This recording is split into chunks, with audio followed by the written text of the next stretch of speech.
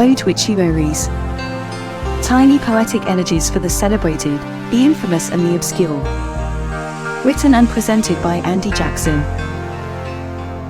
Welcome to the monthly Otwituaries podcast. I've been writing these short tweet-length poems called Otwituaries to celebrate the passing of celebrities both great and obscure since 2012.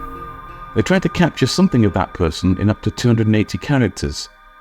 The only qualification is that the person has to be someone whose contribution to the world has had an influence on me, however minor. There are now over 800 of them. They aren't necessarily great poems, but they do come from the heart. The Otwituaries are published as a kind of instant response. They appear initially on X, what used to be called Twitter, hence the name of this project, on Facebook, and on Instagram, and then are gathered on the Otwituaries blog at otwituaries.blogspot.com. Please do follow them if you enjoy the ones you hear in this podcast. This is the podcast for the month of February 2024. This month we feature another selection of poetic tributes to those who passed away in that month. A stupid boy, a brave Russian dissident, a shrewd and observant character actor, and a poet whom history has recently and unfairly neglected.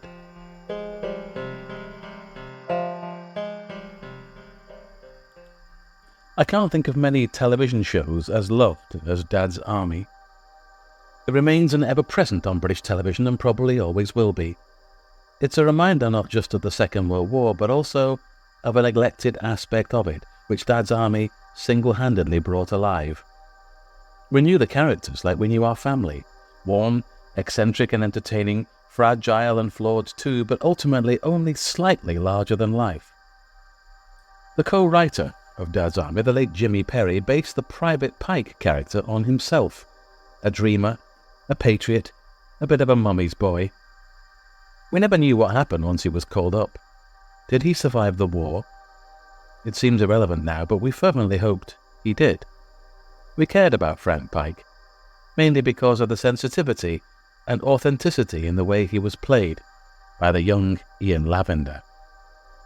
Such a part was difficult to escape from, and despite appearances in other comedy shows and a time in soap opera EastEnders, we were always waiting for him to put his scarf on, pick up his rifle, and engage conspiratorially with John Le Mesureur's Uncle Arthur.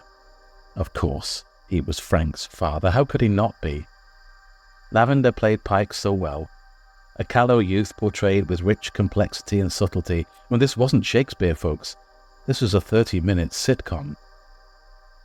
Lavender was the last survivor of the regular cast of the Warmington-on-Sea platoon, but he and his Pike persona are deathless and unforgettable and part of all of us.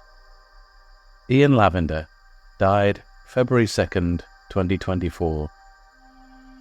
Who did you think you were kidding?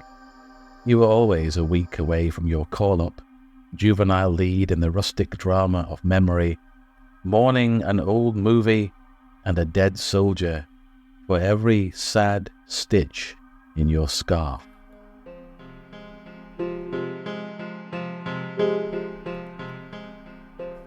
How does one write meaningfully about a dissident and politician who was murdered by a totalitarian regime that tolerates no opposition? For such was Alexei Navalny, for many years the only credible opposition to Russia's despotic Vladimir Putin. It seems trite and obvious to say this was a terrible thing, but it was a terrible thing. It seems even more lacking in gravitas to position Alexei's obituary after a Dad's Army actor and before another great character actor with comedic traits which will follow soon. But real life does lurch from comedy to outrage and all the emotions in between. I think it's best to leave this obituary to do its work alone, whatever that work might feel like to you. Alexei Navalny died February 16th, 2024. If you would speak up, know this. The right word is a wedging of doors, a filling of lamps, a bending of bars, a flare shot into the sky, a hand raised to say no more, a tuning fork, before the choir sings, maybe not today or tomorrow, but sometime.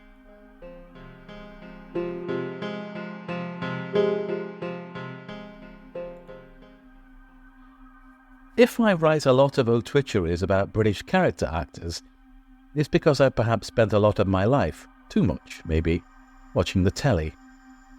Those familiar faces to whom you cannot always put a name are important because they have been with us, watching us as we watch them, observing our behaviour and showing us the mirror of ourselves in the parts they played. One of those great observers was the late John Savident. I first remember him playing the grotesque scientist Igorian in Blake's Seven, a study in camp megalomania. Most people, though, will know him as the genial but lovelorn butcher Fred Elliott from ITV soap Coronation Street, forever proposing unsuccessfully to middle-aged and elderly women of the street, berating his squeaky-voiced nephew Ashley for his many shortcomings, or bursting into the Rover's Return demanding a scotch and threat, whiskey, with the threat of a tiny bit of water, since you ask. ITV got value for money from Savident because he developed a character who repeated his own lines. I say, he developed a character who repeated his own lines. The character of Fred Elliott was a creation of rare genius, an amalgamation of music hall and variety tics and quirks. There was a bit of Norman Evans and Rob Wilton, and a lot of Salford comic Al Reed. And if these names mean nothing to you, then let that be your homework. John Savident had an impressively broad career and pops up in unlikely places in movies and television, but to ardent Corrie fans like myself, he will always be the good-hearted butcher, shot through with blunt wit and lonely anguish, all of which came from Savident himself. We'll miss you, John. I say, we'll miss you, John. John Savident died February 21st, 2024. Here are roses and a meat cleaver, scotch and threat and hearty laughter, a slug of pain for a luckless lover. Life is large, but you were larger.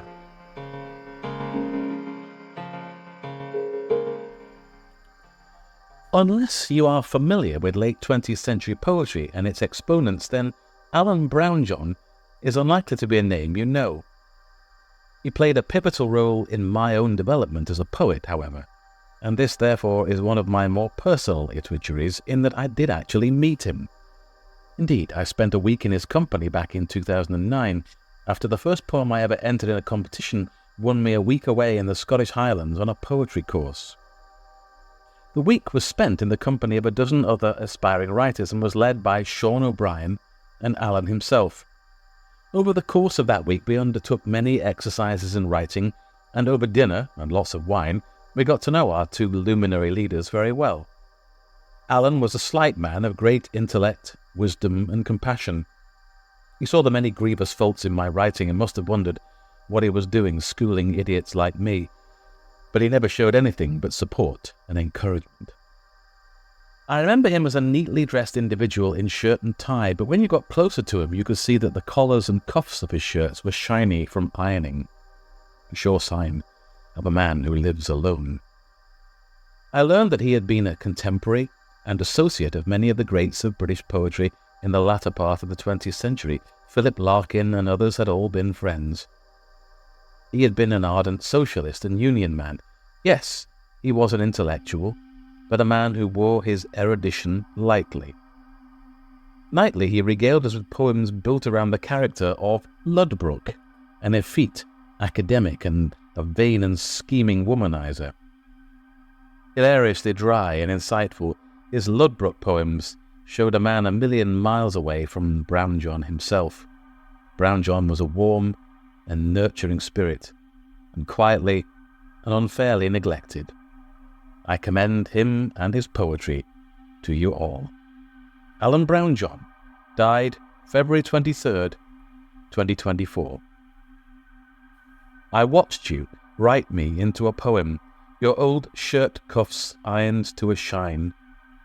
We are all in a sonnet for the unlucky, far from who we want to be, known only to ourselves and those who mine, like you, the language of subtlety.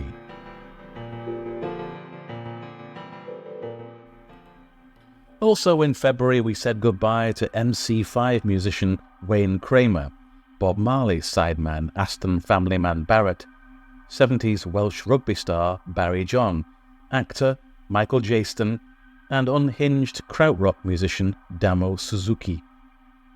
Plus, radio DJ Steve Wright, Keith from The Office actor Ewan McIntosh, and glamorous actor Pamela Salem, mercurial 70s football magician Stan Bowles, and one half of the Hairy Bikers, Dave Myers.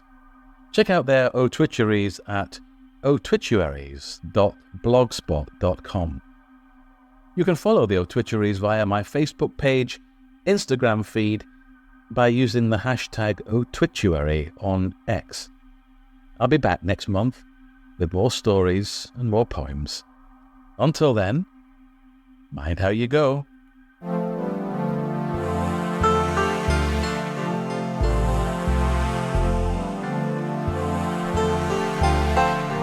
You've been listening to Otwituaries, a monthly selection of tiny poetic elegies for the celebrated, the infamous and the obscure. Written and presented by Andy Jackson. The music is by Mark Vivian.